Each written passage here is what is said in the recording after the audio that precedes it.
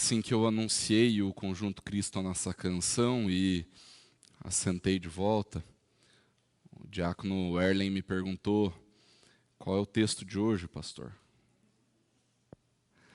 E eu falei: Lucas, capítulo 10, do versículo 1 ao versículo 12. E ele deu risada.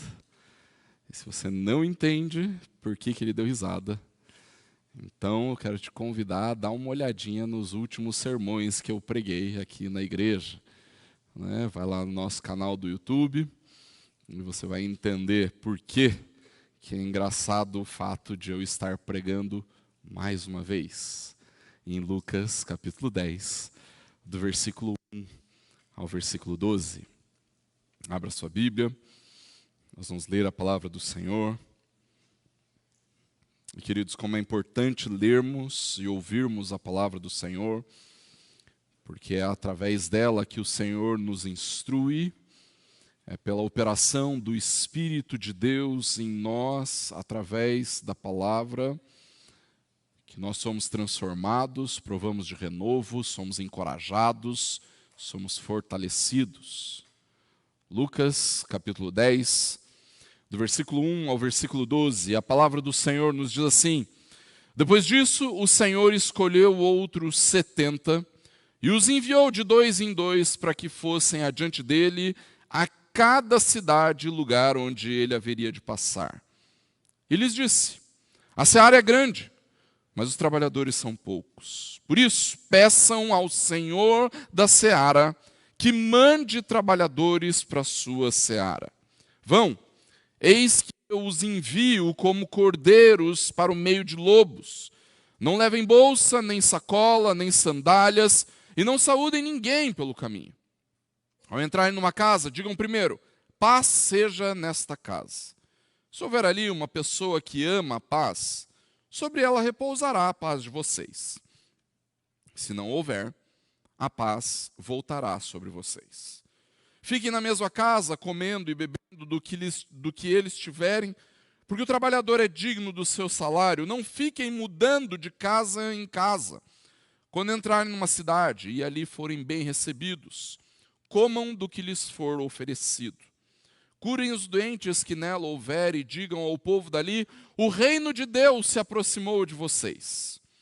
Porém, quando entrarem numa cidade e não forem bem recebidos, saiam pelas ruas dizendo: até o pó desta cidade, que grudou nos nossos pés, sacudimos contra vocês. No entanto, saibam que está próximo o reino de Deus. Eu digo a vocês que naquele dia haverá menos rigor para Sodoma do que para aquela cidade. Vamos orar? Deus, em nome de Jesus, nós estamos diante da Tua palavra. Ela foi lida, será pregada.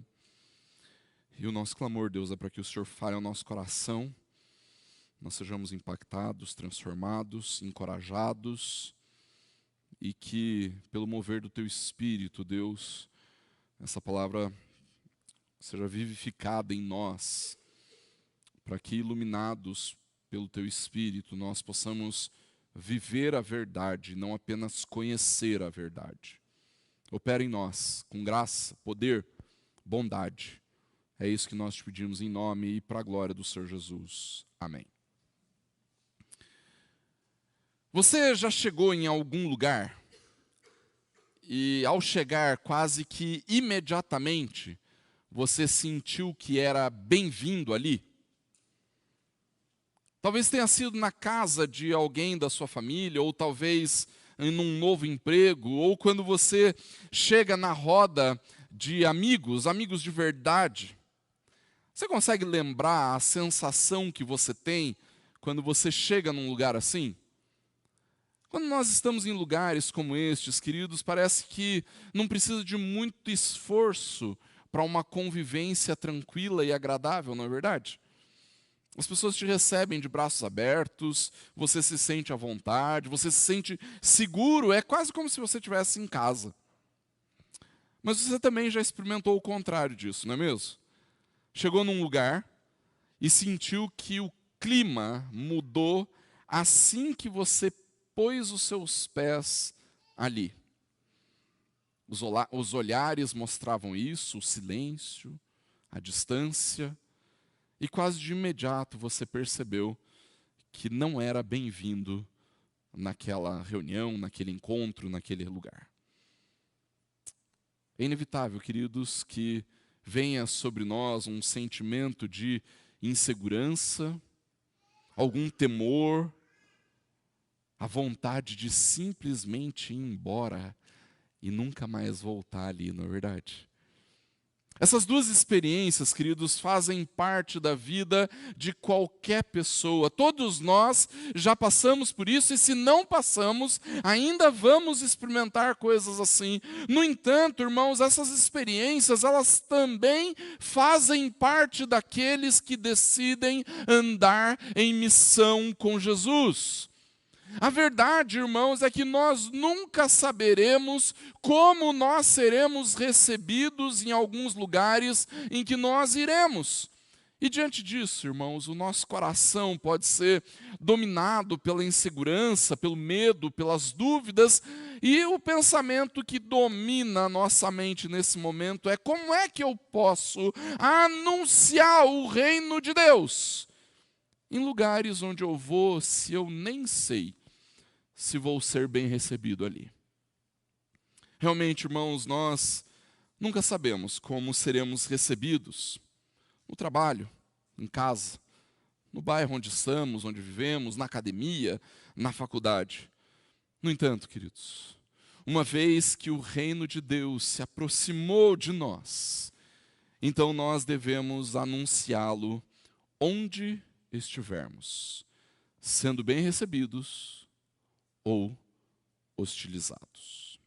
Nos tempos de Jesus, irmãos, a maior parte das cidades não eram como as nossas cidades. Elas não passavam de um pequeno povoado, um vilarejo, onde as pessoas tinham quase que o mesmo estilo de vida, os mesmos ideais, a mesma percepção do mundo, a mesma percepção da realidade à sua volta, a mesma concepção a respeito de Deus. Se você voltar aí uns 50 anos no passado, ainda que você não estivesse vivo nesta época, e imaginar você numa pequena cidade, numa cidade de interior, você vai entender um pouco dessa realidade. As pessoas vivem de maneira muito parecida, ou viviam de maneira muito parecida, com os mesmos gostos, com os mesmos ideais, com as mesmas percepções, e aqueles que não viviam daquela forma, aqueles que não tinham esse mesmo jeito de viver, eram até considerados assim meio estranhos naquela cidade. Se perguntar para o Gilmar e para a Gaia como era Barbosa Ferraz há 30 anos atrás, você vai entender um pouquinho dessa realidade. Na época de Jesus, queridos, as condições sociais das pessoas que moravam numa mesma cidade eram muito semelhantes. Não existia aquele médico rico que todo mundo conhece, sabe como? Todo mundo vivia da mesma coisa, das mesmas ações, da mesma atuação. A realidade econômica das pessoas era muito parecida. O grau de instrução das pessoas era semelhante. Isso porque, queridos, na época de Jesus, as cidades eram completamente homogêneas. As pessoas de um vilarejo, desse pequeno povoado, eram extremamente parecidas umas com as outras.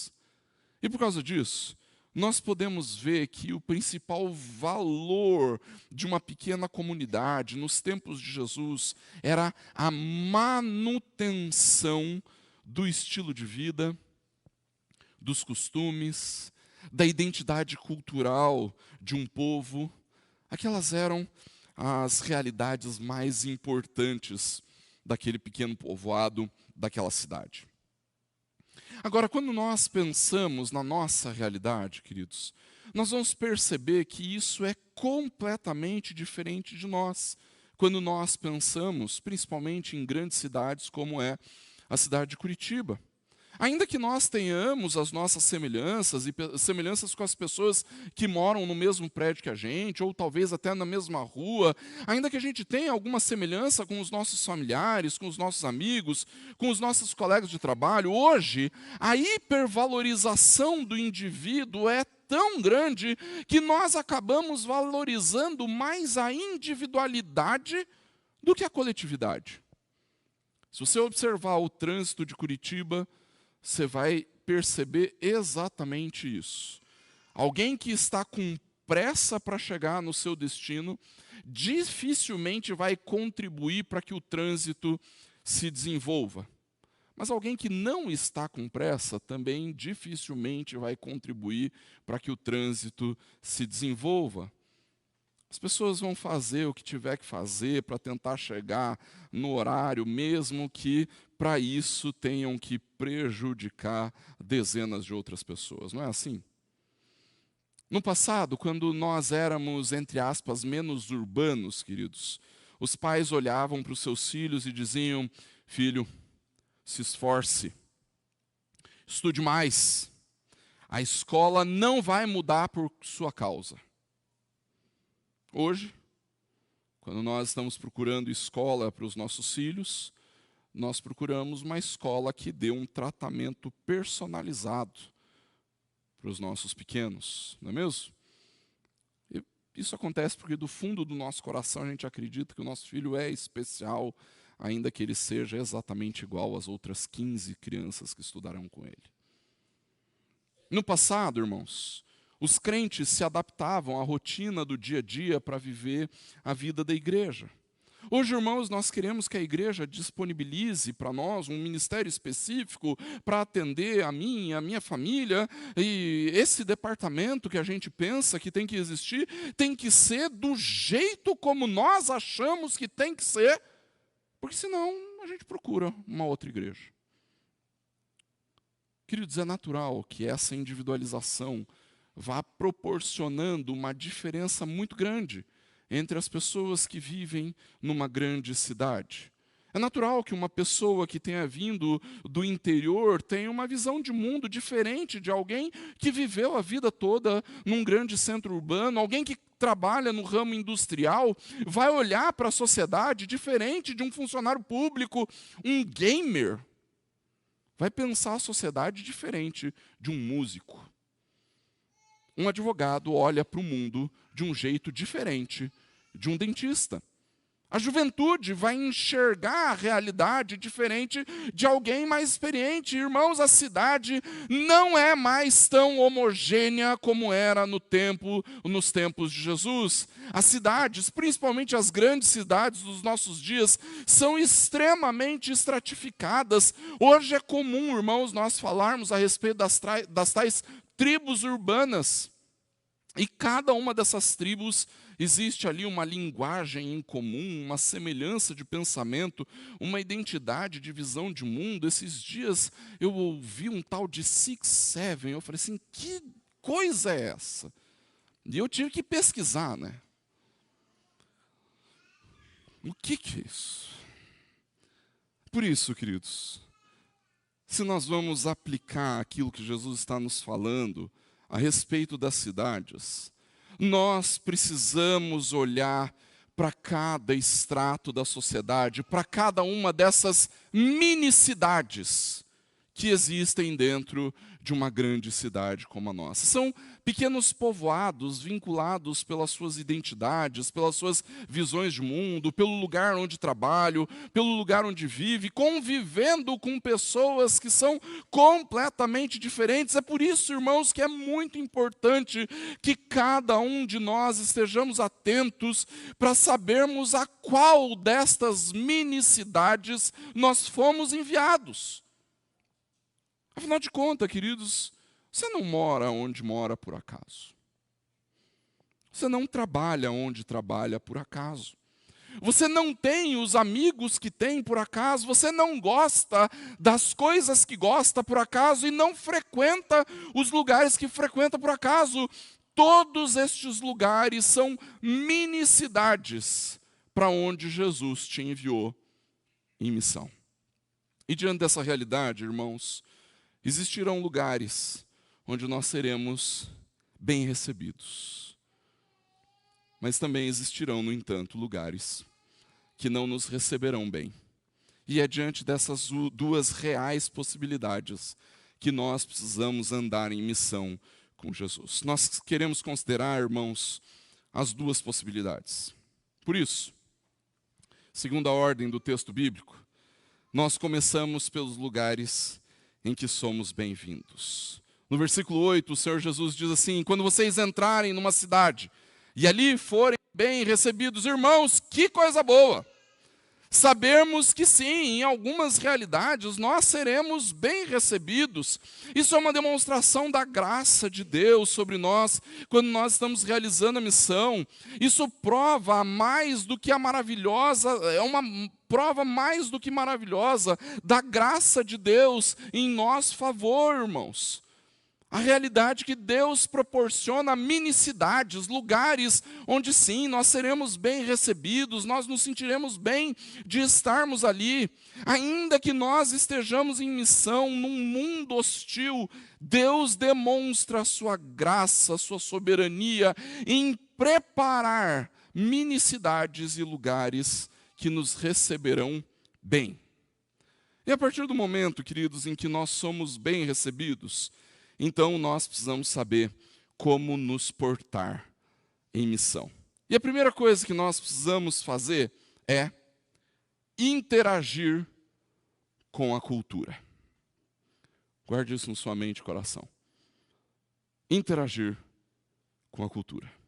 A primeira coisa que Jesus nos fala no fim do versículo 8, quando vocês forem bem recebidos, então comam do que lhes for oferecido. Irmãos, todos estes 70 discípulos de Jesus que foram enviados em missão eram judeus.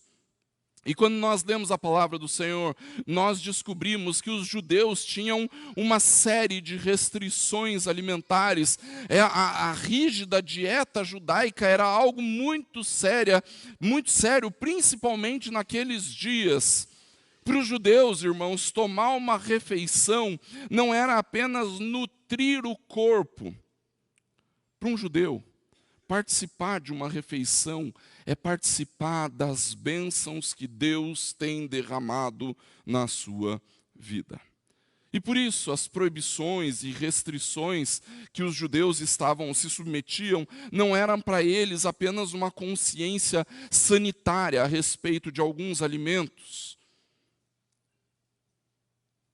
As regras, as normas, as leis dietéticas, queridos, eram um ato de adoração a Deus. Não comer animais imundos para os judeus era um ato de adoração. Com a vinda de Jesus, queridos, no entanto, aprendemos que não é aquilo que entra pela boca do homem que o torna impuro. O coração do homem já é impuro o suficiente, tanto que ele produz com os seus lábios coisas impuras. As impurezas alimentares não acrescentavam impureza ao homem, e justamente por isso, queridos, Jesus estava liberando os discípulos desse cerimonialismo judaico. E por causa disso, queridos, nós podemos ter a mesma plena certeza de que a missão glorifica mais a Deus do que o cerimonialismo religioso. Adorar a Deus através da missão é muito mais precioso do que adorar a Deus com expressões religiosas. E justamente por isso, queridos, é que a convicção de Jesus aos discípulos, a condução de Jesus aos discípulos, a convocação de Jesus aos discípulos é: comam de tudo o que for oferecido para vocês. Porque a comida, irmãos, é um reflexo da cultura de um povo. É por isso que comer com alguém, na casa de alguém, é algo tão importante. Participar das refeições com alguém, queridos, é talvez a melhor forma que nós temos de interagir com a cultura de um lugar, de uma família, de um contexto. Se você já ouviu os relatos de missionários comendo comidas esquisitas, né? Porque precisavam participar da vida daquele lugar onde estavam, você sabe do que se trata. E quando nós andamos em missão, irmãos, é imprescindível que nós estejamos dispostos a interagir, conhecer, participar da cultura das pessoas que estão à nossa volta, pessoas que nós amamos e pessoas que nós queremos que sejam alcançadas por Jesus. É por isso que eu, como seu pastor, incentivo você a participar da vida das pessoas que trabalham com você, das pessoas que estudam com você, dos seus vizinhos. Você precisa saber do que eles gostam e do porquê eles gostam daquilo, porquê eles ouvem aquele estilo de música, porquê eles gostam daquele lugar que frequentam, porquê eles criam os filhos daquele jeito e assim por diante. Se você não se dispor a comer a comida deles, você nunca vai entender os anseios, os medos, as esperanças, as crenças, as dúvidas. Guarde no seu coração. Para andar em missão com Jesus, nós precisamos sim interagir verdadeiramente e profundamente com a cultura, com a vida das pessoas que nós queremos alcançar. Mas em segundo lugar, queridos, para andarmos em missão com Jesus, nós precisamos servir a cidade. Quando nós somos bem recebidos em alguma realidade, em algum lugar, irmãos, nós precisamos nos dedicar em servir aquela minicidade, aquele lugar.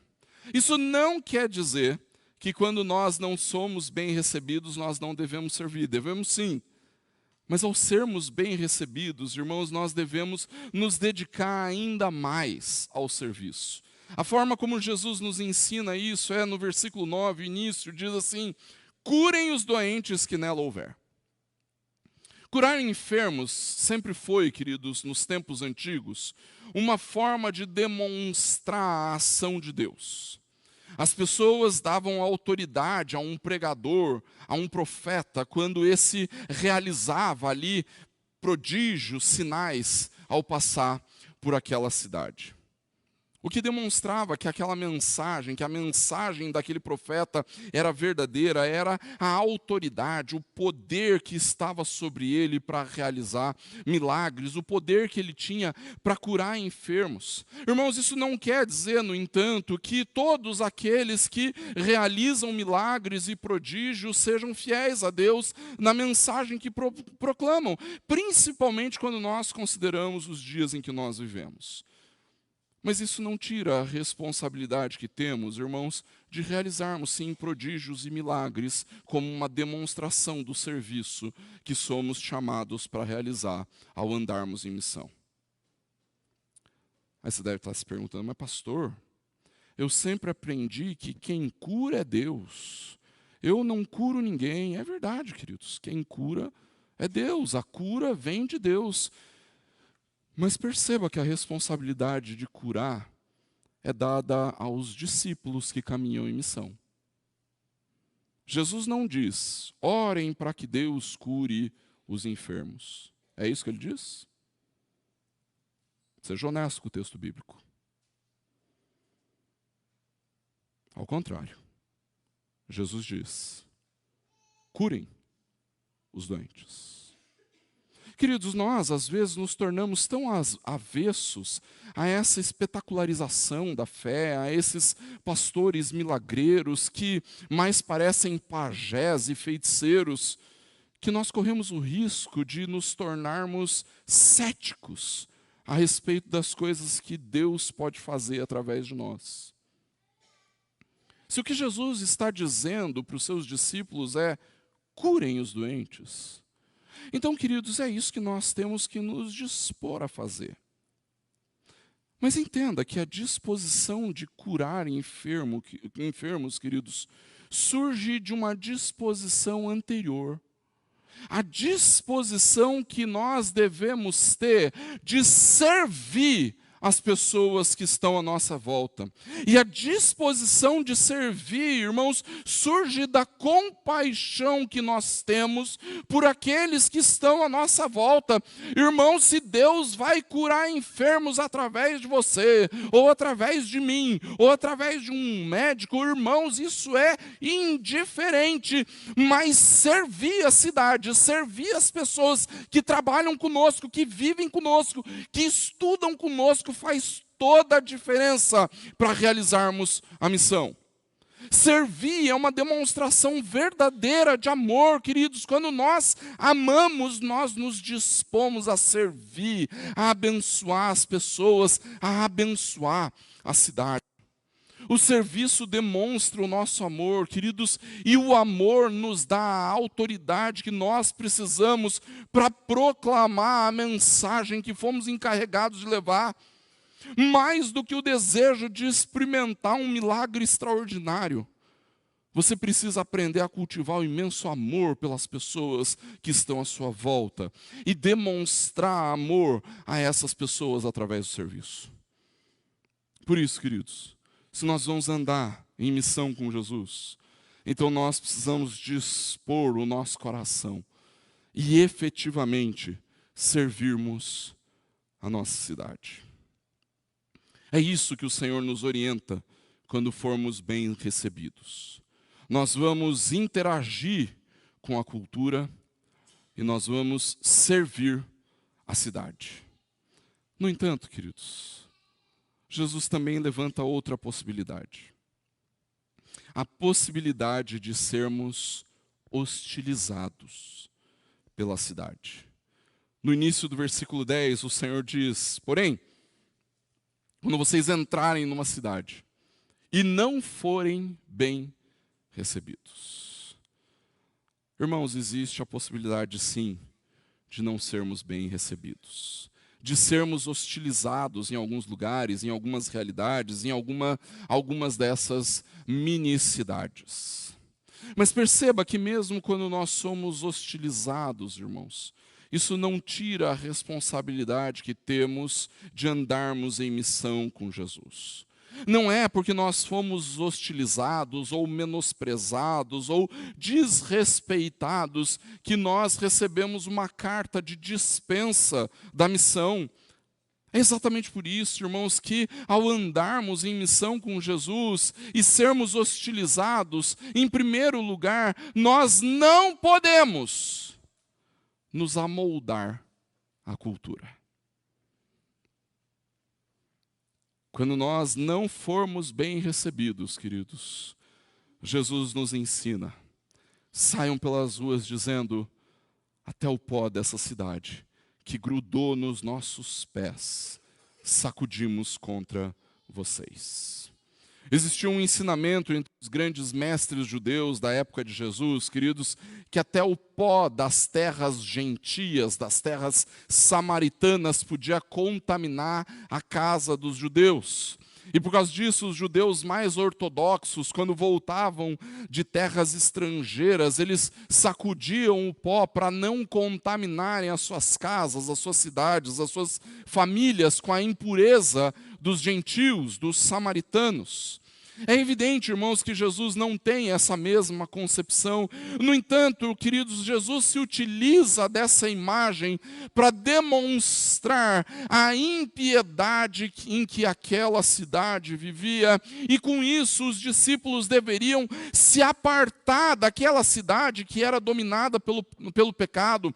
E se apartar daquela cidade implicava em não se deixar contaminar, não se deixar influenciar pela cultura daquela cidade. Irmãos queridos, nós somos discípulos de Jesus. Você é um discípulo de Jesus. E como tal, você não deve se deixar influenciar pela cultura em que você está inserido, se essa cultura for uma cultura que envolve a pecaminosidade, se essa cultura envolve algo imoral, algo idólatra, algo perverso, algo que é direcionado pelo pecado. Então você não deve assimilar essa cultura para você. Você não deve se amoldar à cultura idólatra do lugar do seu trabalho, da sua faculdade, dos seus amigos, dos familiares que não conhecem Jesus e vivem em hostilidade contra o Evangelho. Mas, pastor, eu não frequento lugares em que eu não sou bem recebido. Aí é que você se engana. Ou melhor, aí é que você deixa Satanás enganar você. Quando os princípios do Evangelho são negados, queridos, quando se apresentam outros ideais de salvação, outros ideais de sexualidade, de entretenimento, você deveria sim se sentir hostilizado.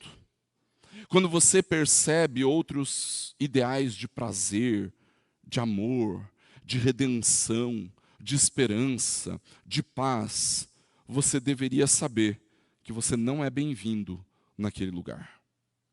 No entanto, queridos, falta tanta sabedoria aos cristãos que muitas vezes o santo nome de Jesus é cuspido, espancado, achincalhado na sua frente. E você ainda acha que está sendo bem recebido naquele lugar. Sai para beber com os amigos, tem os mesmos ideais de sexualidade deturpada que os amigos, tem os mesmos padrões de prazer e diversão que os amigos. Amigos esses que odeiam o Senhor e que odeiam os princípios do Evangelho. E o pior, você não está nem aí para isso. Ainda acha que é bem recebido. Você sonega os mesmos impostos que os seus colegas de trabalho, engana o patrão da mesma forma como os outros funcionários, dá migué em horário de expediente, exatamente como fazem aqueles que odeiam Jesus, e você não está nem aí para isso. E você ainda acha que é bem recebido. Você educa seus filhos, trata seu marido, sua esposa, negligencia sua família da mesma forma como fazem aqueles que odeiam o Evangelho. E você não está nem aí para isso. E o pior, você ainda acha que é bem recebido. Não, irmãos. Você não está sendo bem recebido. O que acontece é que você se deixou se amoldar pelos padrões dessa cultura estranha. Pelos padrões dessa cultura alienígena. O que acontece é que você está com os seus pés tão cheios de poeira que nem percebeu que essa poeira já tomou conta da sua mente e do seu coração. Por isso, se você quer andar em missão com Jesus, aprenda a interagir verdadeiramente com a cultura. Aproxime-se da vida das pessoas de forma honesta e profunda. Se interesse pelas coisas que os não crentes vivem, coma a comida deles, mas não se deixe moldar pela pecaminosidade que eles vivem. A cultura não é a coisa mais importante da sua vida. Não se deixe moldar pela cultura deles. O apóstolo Paulo diz lá em Efésios capítulo 5, versículo 11, não sejam cúmplices nas obras infrutíferas das trevas. Mesmo que nós devamos, em muitos casos, interagir com a cultura, irmãos, isso não quer dizer que nós devamos assimilar a cultura para nós. Você precisa conviver com as pessoas que estão à sua volta, você precisa amá-las, compreender as suas dores, os seus lamentos, os seus anseios. Você precisa se compadecer dessas pessoas, porque elas são como ovelhas que não têm pastor. Mas você não deve se tornar como essas pessoas. Lembre-se, você pertence a outra cidade, a cidade dos céus. Você pertence a outro reino, o reino de Deus. Você tem uma outra cultura. Não deixe que a cultura contaminada pelo pecado e pela idolatria contamine o seu coração. E mais do que isso, se nós formos hostilizados e não formos bem recebidos, queridos, ainda assim, ao andarmos em missão com Jesus, nós devemos denunciar o pecado. O ato de sacudir a poeira dos pés era também uma denúncia a respeito da pecaminosidade daquele lugar. Na época de Jesus, queridos, ao sacudir os pés, você também estava denunciando a impiedade daqueles que viviam naquela cidade. Como aquele povoado estava vivendo de maneira contrária à lei de Deus. E ao fazer isso, ao dizer isso, você pode pensar, mas pastor, que autoridade eu tenho para fazer isso? Que autoridade eu tenho para denunciar o pecado? Irmãos, nós temos a autoridade do conhecimento do Evangelho, queridos. O fato de sabermos qual é o destino daqueles que rejeitam a verdade da salvação em Cristo nos dá toda a autoridade para denunciarmos o pecado e a iniquidade. Jesus diz no versículo 12, naquele dia haverá menos rigor para Sodoma do que para aquela cidade. Irmãos, você lembra o que aconteceu com Sodoma? Virou pó. É isso que você deseja para as pessoas que estão à sua volta? É isso que você deseja para os seus colegas de trabalho, para os seus parentes e familiares, para os seus amigos, para os seus vizinhos, que vivem longe de Deus, sem Deus no mundo, como diz a palavra? A cidade de Sodoma, queridos, foi uma cidade que experimentou o juízo de Deus ao ser destruída por causa da sua pecaminosidade, por causa da maldade em que vivia. Deus resolveu destruir a cidade. Queridos, quando nós andamos em missão com Jesus, nós precisamos lembrar que Jesus tem toda a autoridade, e se nós estamos a caminho debaixo da autoridade dele, então, irmãos, nós temos autoridade sim, para denunciarmos o pecado da sociedade em que nós vivemos. Nós temos autoridade para não pactuarmos e denunciarmos as maldades que são cometidas no nosso ambiente de trabalho ou no nosso ambiente de estudo. E nós devemos fazer isso, queridos. O princípio da vida no Evangelho parte da compreensão do quanto nós mesmos somos pecadores diante de Deus. E se alguém não se vê como um pecador, nunca vai se ver como alguém que precisa de Jesus. Ninguém é capaz de receber a graça de Deus, que nos salva dos nossos pecados, se não vê a si mesmo como um pecador. É pela operação do Espírito que uma pessoa toma consciência do seu pecado, mas ela precisa ser exposta a esse pecado. E ao andarmos em missão com Jesus, queridos, então, nós devemos viver de modo digno do Evangelho. Não se contente em apenas praticar a ética cristã. Seja santo e diga que você não concorda com aquela prática. Seja fiel ao Senhor e diga por que aquilo é incoerente com a reta justiça. Não se constranja. Denuncie o pecado. Se nós vamos andar em missão com Jesus, nós precisamos denunciar o pecado daqueles que não querem receber Jesus. Concluindo, queridos, você deve ter notado, ao andarmos pelo texto, que eu deixei uma parte importantíssima da nossa caminhada em missão de lado até aqui. Eu deixei de lado a mensagem.